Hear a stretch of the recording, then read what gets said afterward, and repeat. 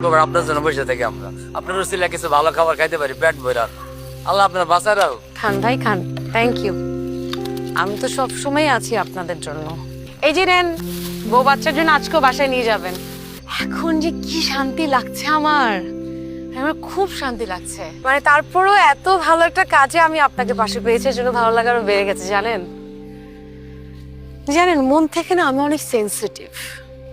মানুষের দুঃখ কষ্ট কিছুই নিতে পারি না, তাই তো প্রতি সপ্তাহে ছুটে আসি। আমার যদি সামর্থ্য থাকতো তাহলে প্রতিদিন আমি এদেরকে একটু হলেও কিছু খাওয়াতাম। আসসালামু আলাইকুম আপু।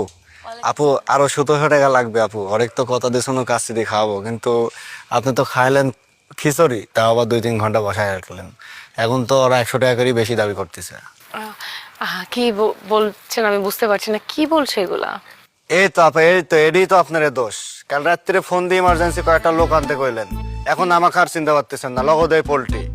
এই ধরনের ব্যবহার করলে ভবিষ্যতে আমাকে আর পাবেন? চুপ, একদম চুপ।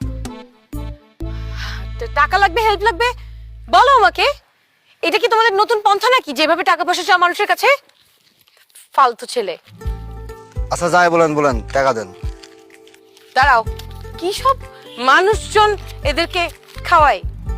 যাও, সামনে থেকে যাও, আর কখনো আসবা না সামনে। কি সব মানুষ, মানে চিন্তা করেন।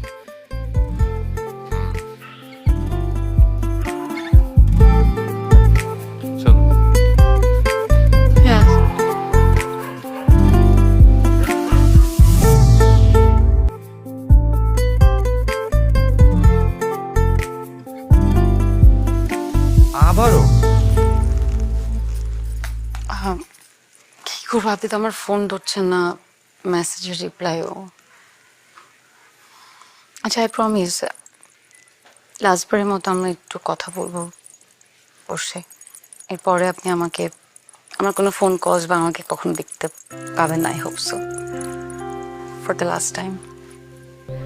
ভার্সিটি লাইফে অনেক ফান লাভিং ছিলাম, বন্ধুদের সাথে আড্ডা মাস্তি,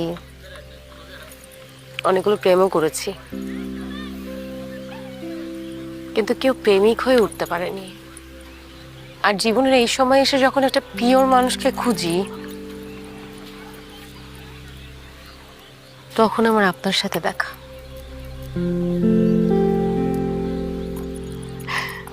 আপনার সাথে আমার ফার্স্ট ইমপ্রেশন কখনোই সুন্দর ছিল না, তাই আমার প্রতি আপনার ইমপ্রেশন সুন্দর করার জন্য